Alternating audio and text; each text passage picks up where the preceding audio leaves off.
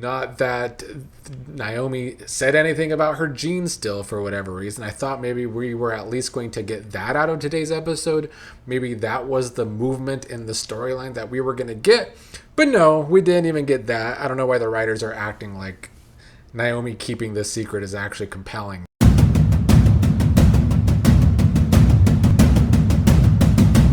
What is up, fellow Beyond the Gates watchers? Here to talk about today's filler Monday episode of the show. Didn't really feel like today's episode accomplished much of anything, but let's dig into what I can. I'm just going to go through my notes of what I got because I don't feel like a lot happened, but I'll talk about what I can. Andre and Chelsea met up at Orphe Jean. She stopped to have breakfast with her favorite stepfather. Andre, I guess, is doing some shoot in Korea so that Dani could go with him and then stop in Japan to see Chelsea Cat while they're in Japan. Do I really think we're going to get to see any of this play out on the screen? Probably not, because I doubt they have any sets to pull that off, so I don't know why we're having this conversation. But Andre talked about how there was awkwardness between he and Derek because of Ashley, but they got better towards the end. I guess Andre is still feeling some way about Derek's death and how things used to be between he and Derek. Isaiah ended up running into them. He's going to this cop thing for Jacob because it seems that Jacob got an award for what? Who knows? Because those of us that actually watched Jacob work as a cop, he did a pretty terrible job undercover, and then he got his friend killed, and the Impaler's still out there. But alrighty. Andre says that Dani will not be going back to Bill, but he is worried that Dani could have breast cancer because of the BRCA gene. That kind of played into today's Naomi and Jacob scenes. Not that Naomi said anything about her genes still for whatever reason. I thought maybe we were at least going to get that out of today's episode. Maybe that was the movement in the storyline that we were going to get. But no, we didn't even get that. I don't know why the writers are acting like Naomi keeping this secret is actually compelling, though. But yeah, Naomi woke up Jacob with strawberries to have some morning sex. This coming after a night where he was sad and devastated by his best friend's death the night before. I don't know about the rest of you, but when I am grieving, the first thing I want to do the next morning is some morning sex. Right. Jacob flashed back to the gunshots, though, or hearing the gunshots that got Derek killed, so that kind of put some cold water on their morning. Jacob still really, really wants to get the Impaler. Naomi tried to give Jacob a pep talk, saying he did take down people like Ren and Leah. Although I still don't know why we didn't actually get to see Leah taken into custody, taken to the police station. They didn't show us that. I guess I shouldn't be surprised that this show did something off screen. But yeah, Leah's gone and we never actually got to see her be truly arrested. But yeah, Jacob just wants to make sure Naomi is okay. This is when I thought at the end she was at least going to tell him about the BRCA gene that she's been hiding. However, she did not, and thus nothing was really accomplished in these scenes. They were repetitive, that Jacob really, really wants to catch the Impaler. We get it. Randy and Joey met up. Randy, I guess, spoke to the Impaler's right-hand man. Randy seems to really be having these connections to whoever the Impaler might be. Joey wants the Impaler and his people to understand that he doesn't want them doing business in his territory. Randy says that he won't be reckless about this, but he's surprised that Joey has strong self-preservation with this compared to usual when Joey could get a little reckless. Joey says that the Impaler has a serious body count, so the meeting has to be on his terms. He wants Randy to set up a meeting with the Impaler at the casino at the end of the week where there will be no weapons. So we, I guess, are maybe actually getting close to the Impaler being revealed, or at least Joey learning who the Impaler is.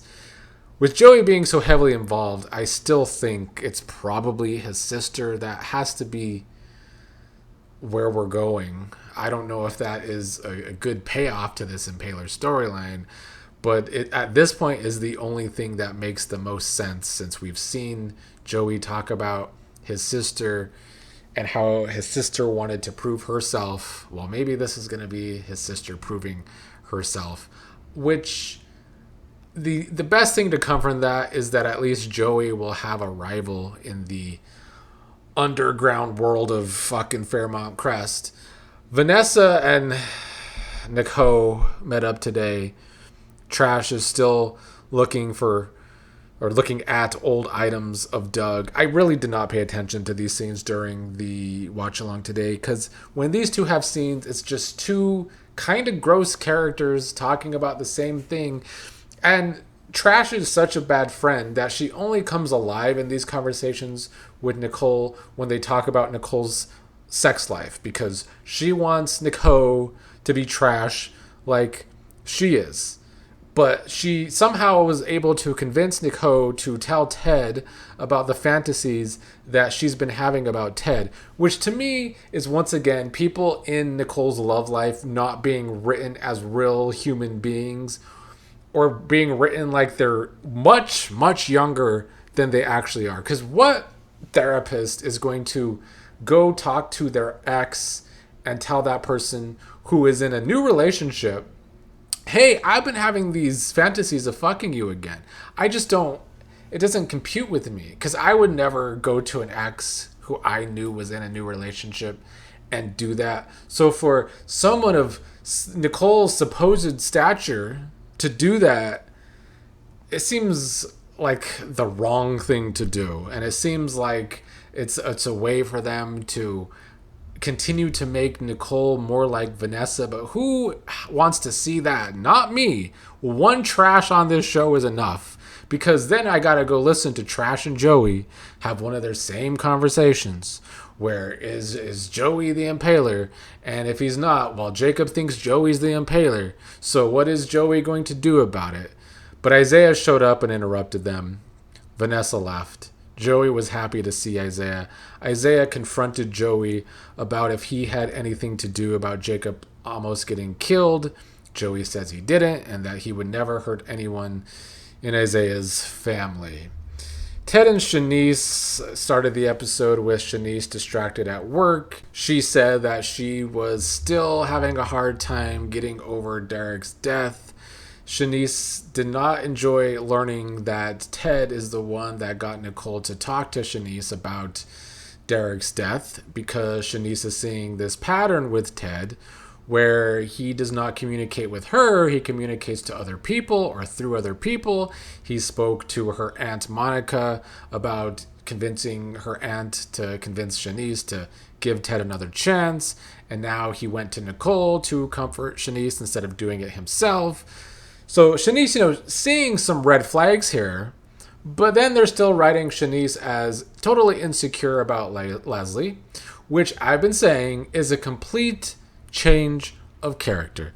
One of the excuses I see with this show is that the pacing is so bad because it's a character-driven show.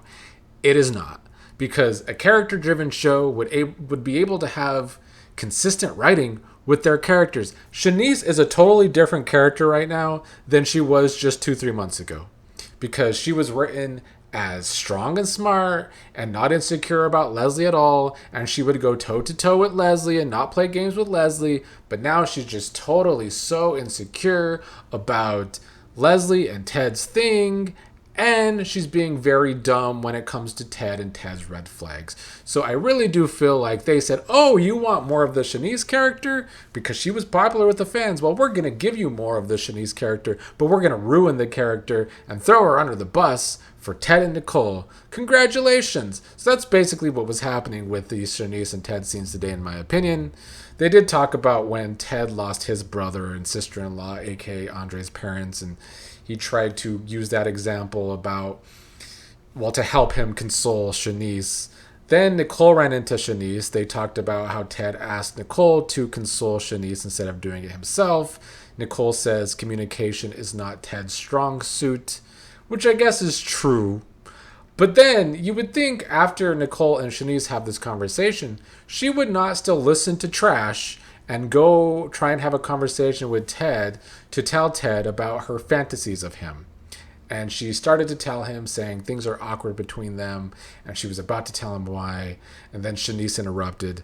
Thankful for that, because Nicole would have looked really skeevy if she was to have this conversation with Ted about these fantasies she's been having about Ted. I don't even know what to think about the Nicole character right now. They clearly want us to focus on her sex life. She's living her best life after ending a marriage with Ted that was so long.